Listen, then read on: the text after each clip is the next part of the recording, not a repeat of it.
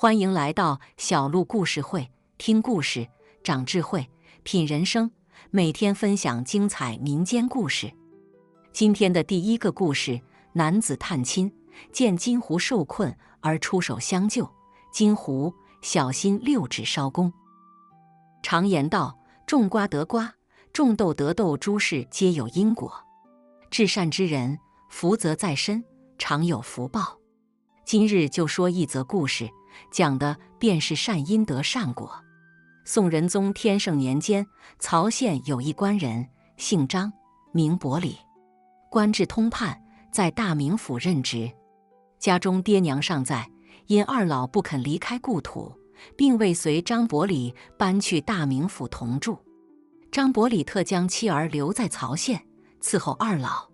其妻王氏出身贵门，自小熟读四书五经，贤惠端庄，更知孝道。二老对王氏甚是喜爱。张伯礼膝下有一子，名唤张元济，是年19岁。自小酷爱诗书，但他却几番应举不第。张元济心灰意冷，遂将自己关在房中，终日不肯见人，茶饭不思，日渐消瘦。王氏心疼不已，多次好言劝说，但却无济于事。于一晚，王氏书写家信一封，命人送至大名府。翌日午时，仆从王喜手拿家书，匆忙唤门：“老爷，曹县来家书一封。”张伯礼正在小憩，听闻家人来信，赶忙起身，拿过书信，懒读起来。疏忽之间，张伯礼猛拍桌案，随后定下心来，回写家信一封，交给王喜。王喜接过家信，不敢耽搁，匆忙离去。翌日，王氏接到书信，交给张元济。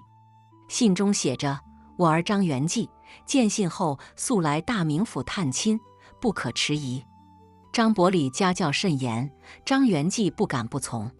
于是他拜别母亲，前去大名府探望父亲。走了约有半日，此时烈日当头，张元济汗流浃背，开始烦躁起来。又走一会儿，驻足远望，忽见不远处有一片密林。张元济大喜，赶忙快走几步，钻进密林之中。少了烈日当头，浑身即刻清爽起来。张元济环顾四周，望不到边际的林间小道上，却未见一人。林中小鸟高声鸣叫，蝉声悠悠入耳。张元济困意袭来，欲坐下休息。忽然，密林深处传来阵阵哀鸣之声，声音哀怨凄苦，如针戳耳。张元济困意全无，朝着声音处走了过去。走得近了，哀鸣声听得真切。又向前走了一会儿，忽有一只金毛狐狸显露出来。张元济吃了一惊，慢慢走了过去。离得近了，发现狐狸生得奇异，蓝瞳白嘴，全身金黄，眉心之处更有一红色印记，形似火焰。金狐趴在地上，没有动弹，不停仰头哀叫。张元济低头再看，却发现金狐右腿被一铁夹子牢牢夹住，毛发脱落，能见伤口正向外渗着血水。哀鸣声入耳，如尖骨一般刺痛张元济的心。张元济心生恻隐，赶忙弯下身说道：“你虽是罕见之物，但我张元济出身官家，不缺银两，不做杀生之事。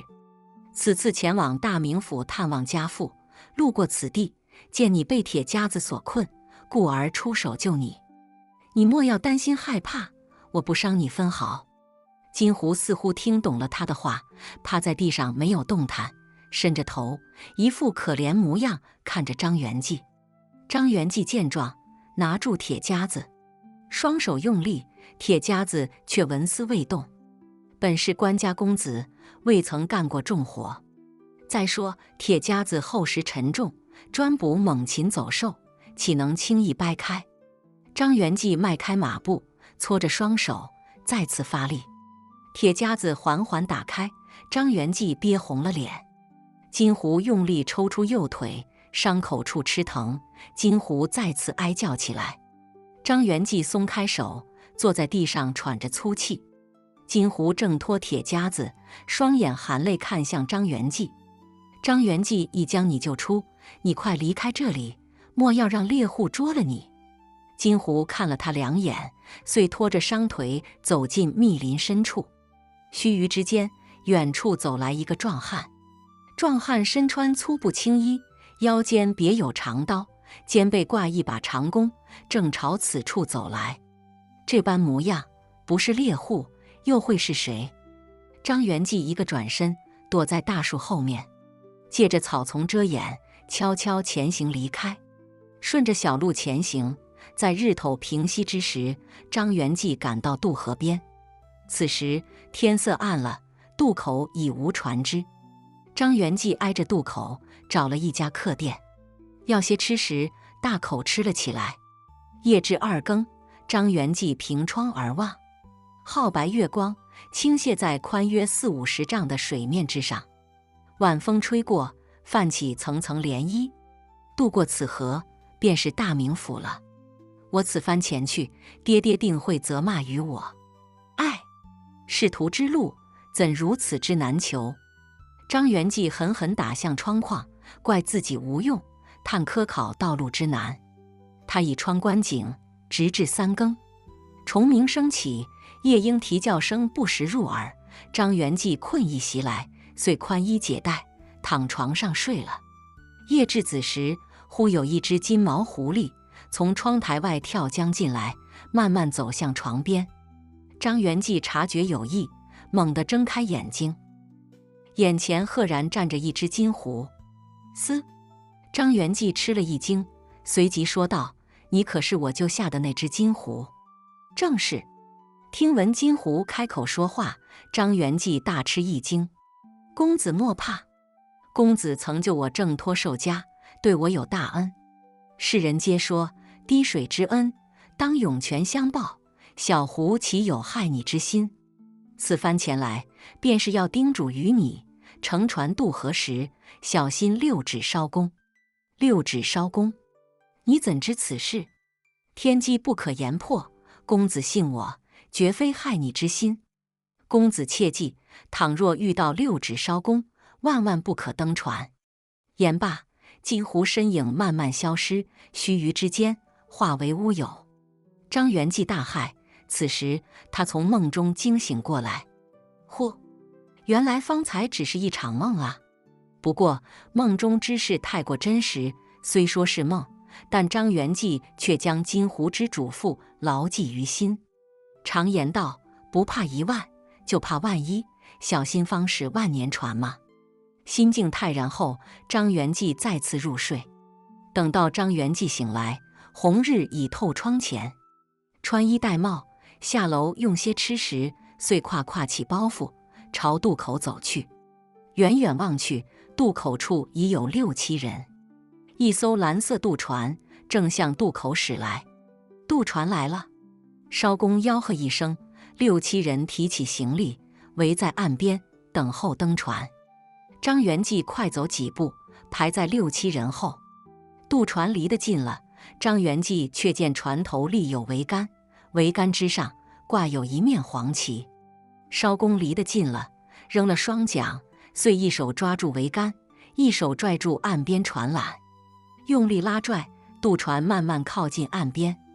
只在艄公拉拽船缆之际，张元济却见艄公左手居然有6指，6指烧弓，果然被金狐言中。那金狐托梦于我，再三叮嘱不可登此人渡船，既已知晓，岂有不从之理？张元济遂愣在原地，并未登船。那6、7人未等渡船停稳，便已登上渡船。6指艄公见张元济不能传，遂大声呼喊：“小兄弟，渡船上有空位，你为何不来登船？”张元济拱手作揖，回道：“有人未到，你不必等我。”艄公瞥了一眼，拽了拽草帽，拱手答礼，未再言语。稍作休息，艄公拿起双桨，发力撑船，渡船如飞，快速离开渡口，向着大河中间驶去。少顷，一阵白雾突然袭来，迅速将渡船包裹住。张元济再看渡船，已然消失在浓雾之中。半个时辰后，浓雾消散，大河之上波光粼粼，却未见一艘渡船。过了约有半日，渡船还未回来。此时渡口又有7、8人聚在此处，等候渡河。今日怎了？为何没有渡船前来呢？是啊，往日不曾这般古怪呀。7、8人聚在一起，各说其词。张元济回想金湖梦中之嘱咐，一股不祥之气慢慢升起。难道说那个6指艄公图财害命，已将船客杀害？想到此处，张元济不禁打了个冷战，不敢再胡思乱想。又过1时辰，6指艄公还未回来。众人正焦急之时，一艘渔船快速驶来。快去报官，有人害命了！离得近了，渔夫朝岸边大喊道。听闻此话，张元济心里咯噔一下，果真如我猜测这般吗？发生了何事？渔夫靠岸，惊慌言道：河中有6、7具浮尸，看模样应是刚刚遇害。我见一渡船快速朝西边驶去，大家快去报官呐！渡船是何颜色？蓝色，船头立有桅杆，上有黄旗一面。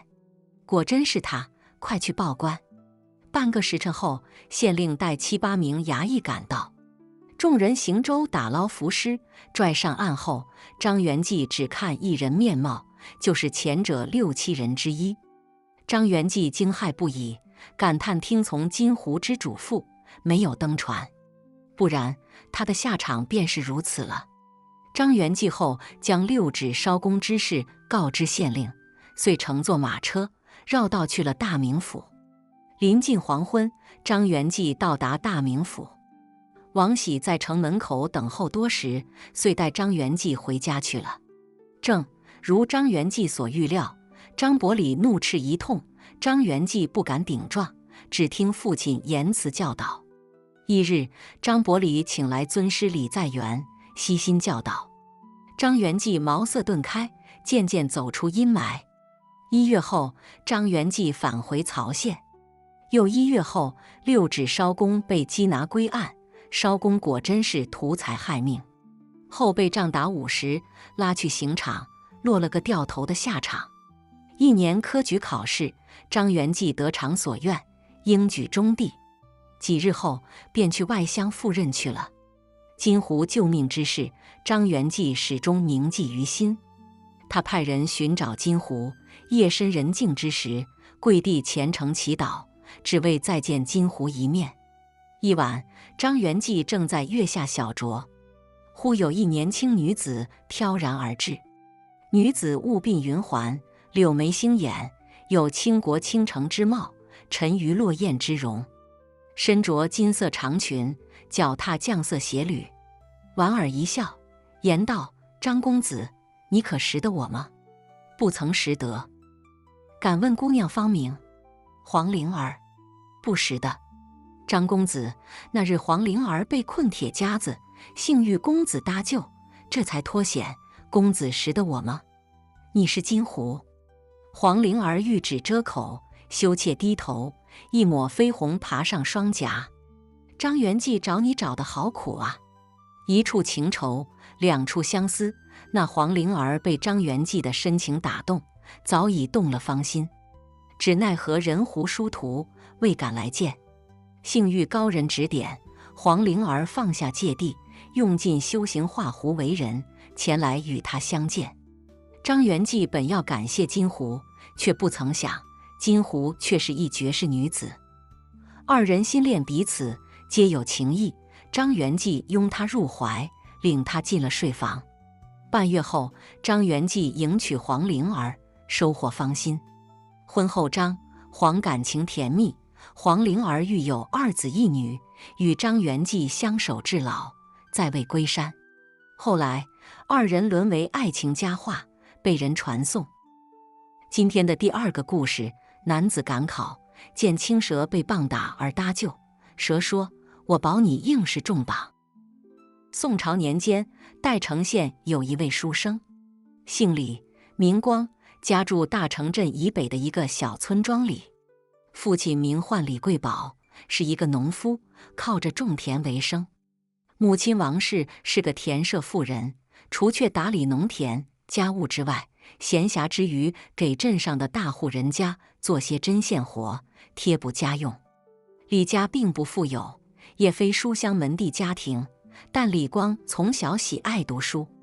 年幼时的李光不仅饱览群书，还写得一手好字，这让父亲十分惊讶。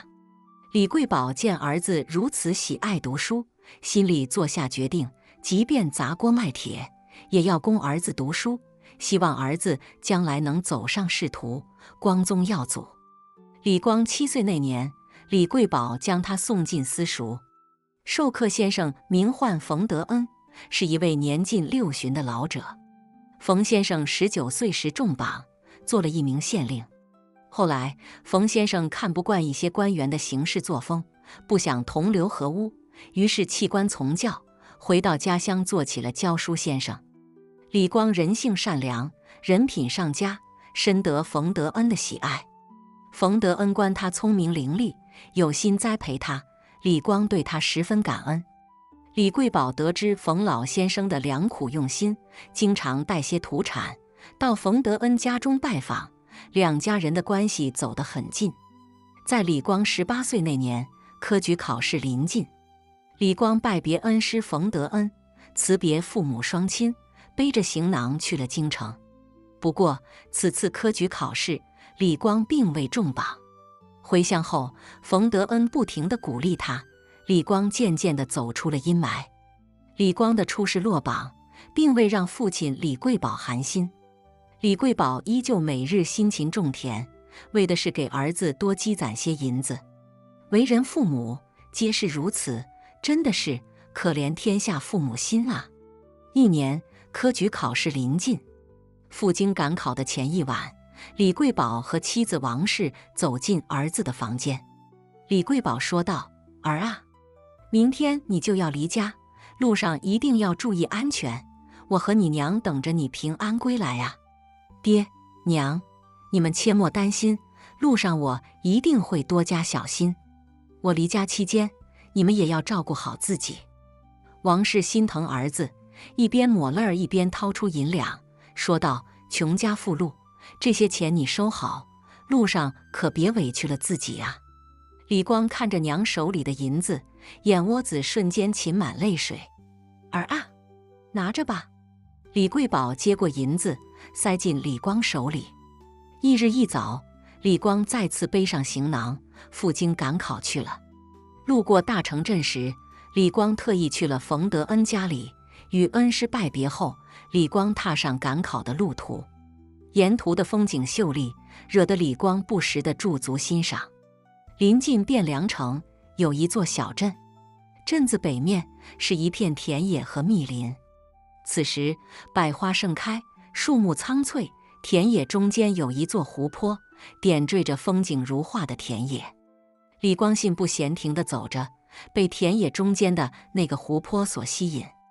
他朝着湖泊走去，远远地看见湖泊周围有人在那里戏水玩耍，湖光潋滟，不禁引人驻足观赏。而在湖面之上，有数艘画舫随风荡漾，激起层层涟漪，好景色！李光兴奋不已，遂大步朝着湖边走去。此时，不远处的田野里传来了孩童的喊声：“哪里跑？快，堵住他，别让他跑掉！”李光侧身而望，却瞧见不远处的几个孩童手里正拿着柳条、木棍，不停地往地上抽打。李光心仪，遂转身快步走了过去。“我来打他的尾巴。”一个孩童手拿木棍，用力打了下去。李光低头一看，发现地上居然有一条蛇。那条蛇全身青色，金瞳红嘴，蛇头处还有一个红色的斑点。青蛇被打了一棍，立即蜷缩起来，尾巴处有一伤口，往外渗着血水。李光见之，心里咯噔一下，他赶忙走过去，拦住那些孩童：“小兄弟，我给你们50文钱，将这条青蛇卖给我吧。”“那好啊，你先给钱，我们就把蛇送给你。”“好说。”李光言罢，赶忙从怀中拿出铜钱，交给个高的孩童。几个孩童见到铜钱，都嬉笑起来，遂扔掉木棍和柳条。“蛇给你了，我们去买糖块吃喽。”几个孩童言罢，转身就跑开了。李光从行囊里拿出一件衣服，将青蛇包裹起来，快步朝着小镇里走去。到了镇上，李光买了些草药，又返回田野。他将草药捣碎，敷在蛇尾伤口处。过了半晌，李光走向树林，找了一个偏僻的草丛，将青蛇放生。“我李光此番要去京城赶考，路遇你被人打，实在不忍。今日将你买下放生，希望积些德行，能应试中榜，出人头地，也算对得起父母双亲，还有恩师的养育栽培之情了。你快些离开，此后远离生人吧。”那条青蛇看着他，却不肯离去。李光挥了挥手，示意青蛇快些离开。青蛇又看了他几眼，随后钻进草丛不见了。时候尚早，不过李光已无观景之心。他看了看远处的湖泊，摇了摇头，朝着小镇走去。3日后便是科举考试，此时的李光已经到达汴梁城。挨着考场附近，李光找了一家客店住下，拿出书本，欲要温习时，却听楼下传来商贩们的吆喝声，声声入耳，引得李光不能泰然。他站起身子，朝外望去。此时一眼望不到的街市，人头攒动，热闹非凡。罢了，既然心境难平，不如到街上走走，见见世面也好。言罢，李光整理衣帽，走出客店。很快，他融进人潮之中。汴梁城的确很大，街市十分热闹，这让极少出门的李光兴奋不已。他一直逛到日头西平，才返回了客店，要了一碗面条，美美吃下。回到房中，拿起书本，认真读了起来。夜至深时，窗外传来阵阵虫鸣声。此时月光如水，将整座客店映得通亮。一阵微风袭来，吹得李光打了个冷战。李光有了凉意，遂裹了裹青衣，后将灯盏轻调几下，继续埋头读书。少顷，忽然一条青蛇爬上窗台，看向李光。李光见之，不禁大吃一惊：“原来是你！你是怎么爬上来的？”“公，你救了我一命，我此番前来是来报恩的。”“呵呵，你如何报恩？”“帮你出人头地。”“如何帮我出人头地？”“我保你应试中榜，如何？”“真假？”李光大吃一惊，遂站起身来询问：“我送你一份试题，你将试题牢记，3日后你便会中榜。”说着，青蛇一个摆尾，将一份试题送至桌案之上。李光高兴不已，伸手拿起试题。青蛇一个转身，消失在白月光里。“你去哪里？”李光大声质问，可青蛇并未回应。此后，那条青蛇再未出现过，不知真假，先背下来再说。李光遂将试题牢记在心。突然，门外传来店小二的叫门声：“客官，掌柜有吩咐，凡是考生，均有甜点相送。”李光恍然大悟，原来青蛇口吐人言，前来送题，居然是一场梦。李光起身开门，作揖谢过店小二，接过甜点，挨着桌案坐下。哪有什么报恩，不过是一场梦罢了。言罢，李光苦笑一下，遂脱去外衣，躺下休息了。睡梦之中，那份试题再次浮现在李光的脑海里。醒来时，红日已经照进房间。李光有些纳闷，这些梦太过古怪，难道真有所指？梳洗完毕，李光吃过早饭，返回屋里温习。又过2日，应试开始。李光走进考场，淡然落座。须臾之间，考官拿来试题，李光接过来一看，不禁大吃一惊。试题居然与梦境中青蛇所赠的一模一样。李光又惊又喜，遂奋笔疾书。很快，李光交卷走出考场。翌日一早，李光前去官榜，红榜之上赫然写着“李光”二字。喜极而泣，李光含泪返回客店。他跪倒在窗前，感恩那只青蛇。2日后，李光骑上高头大马，带着从人朝着家乡走去。村里人得知李家出了状元郎，皆来李家贺喜。李贵宝和王氏喜极而泣，遂点燃香火，跪在祖先牌位前，向先人虔诚报喜。翌日，李光带着爹娘跪别恩师后，到外乡赴任去了。2年后，当地有个张员外，膝下有一小女，小女名唤张灵儿，皓齿红唇，柳叶弯眉，有倾国倾城之美貌。张员外与李光关系甚好，遂将小女张灵儿许给李光，夫妻俩十分恩爱。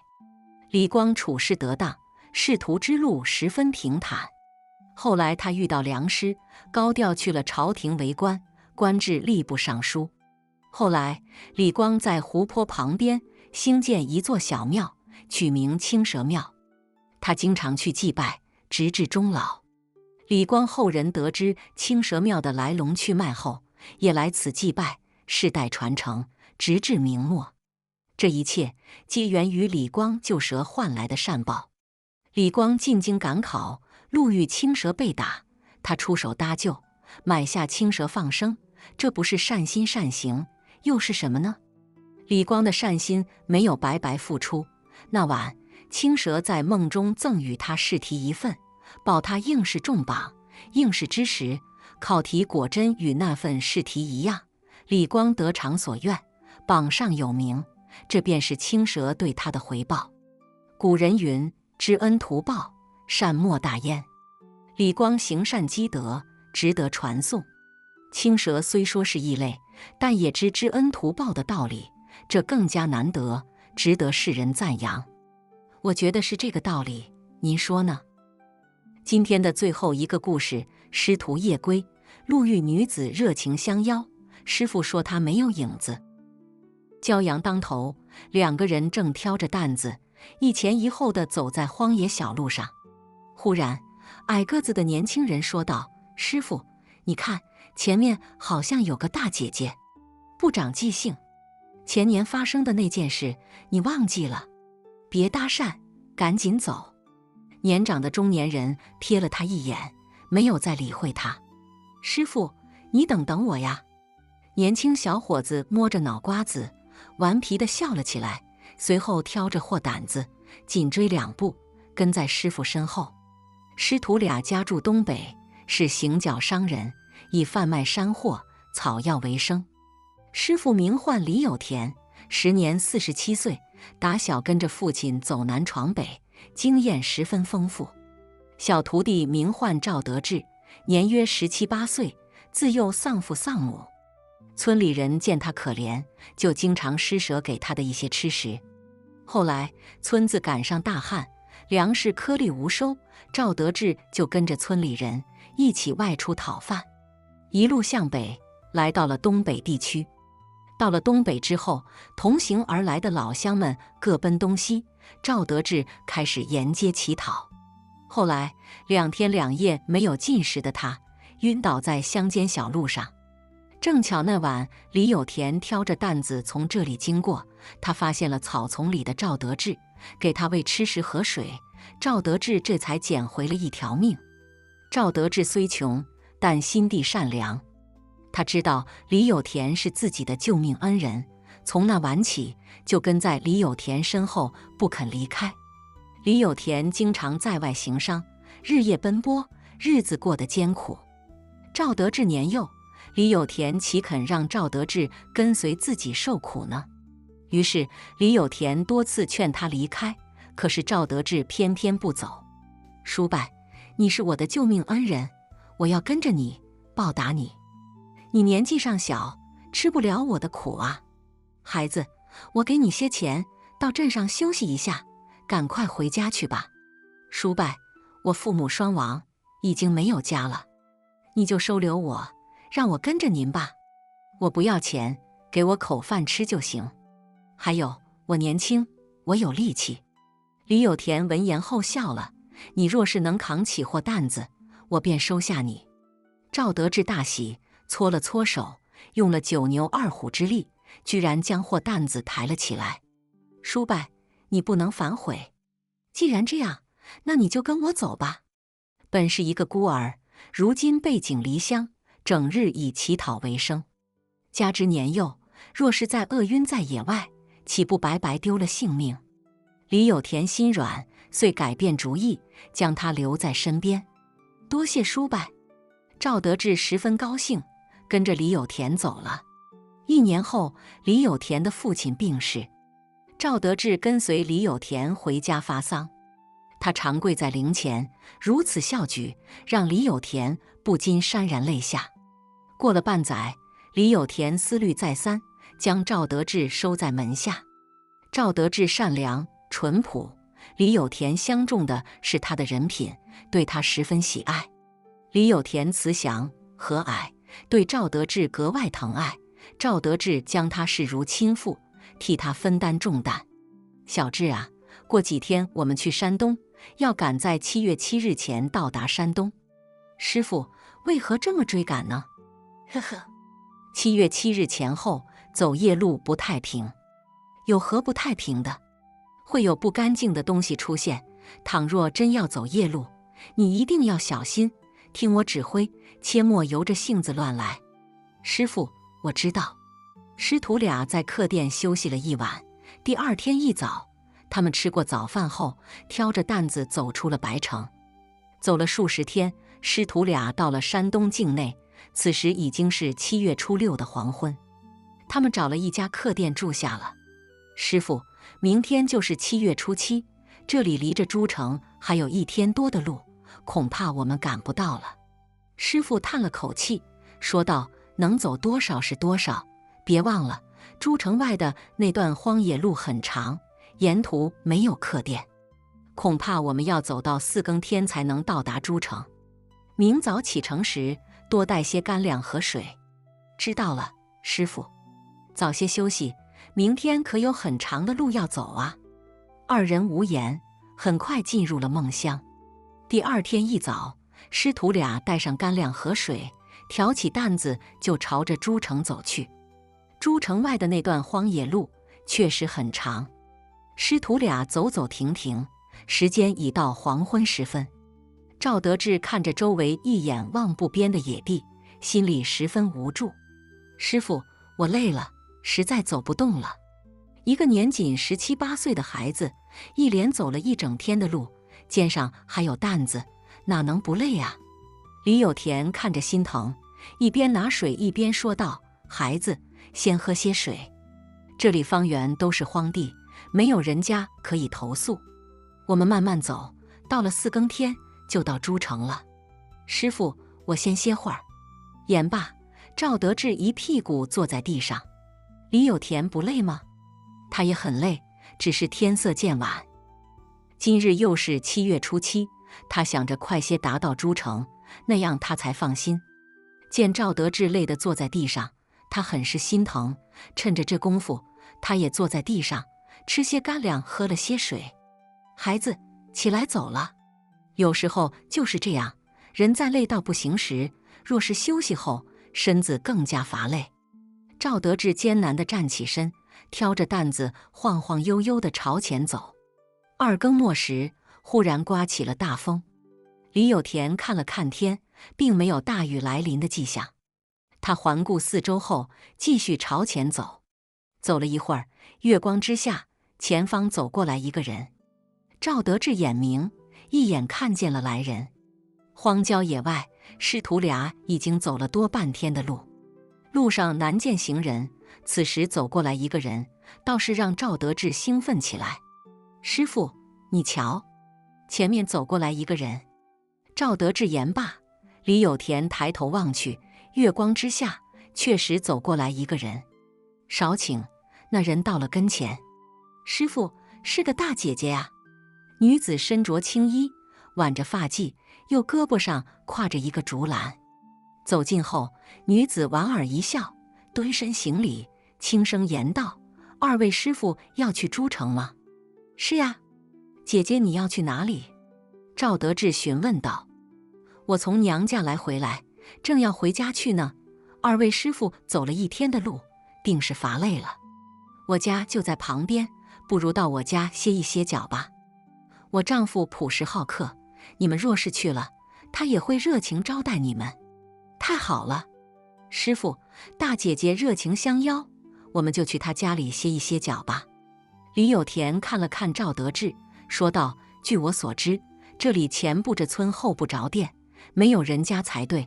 姑娘的家在哪里？”“就在前面，约有4-5里路。”李有田看见他回答的肯定，便没有再追问。“那二位师傅就随我来吧，我们还要赶路，天色不早了，就不打扰姑娘了。孩子，赶紧跟我走。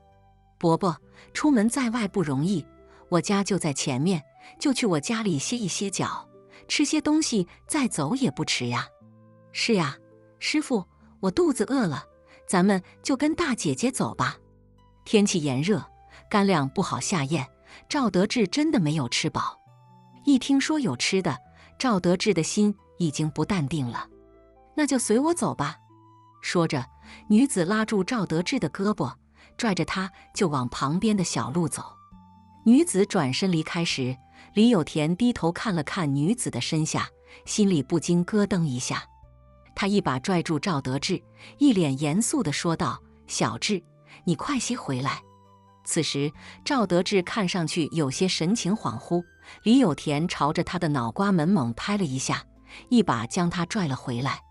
赵德志吓了一跳，吃惊地说道：“师傅，你打我干嘛？”“他没有影子。”师傅小声说道。赵德志低头一看，不禁倒吸了一口气：“师傅，怎么办？把狗血拿出来。”赵德志闻言后，赶忙将货担里的一个黑色小盒拿了出来。李有田打小跟随父亲行商，经常走夜路，父亲的货担子里常备黑狗血，说是能驱除异类。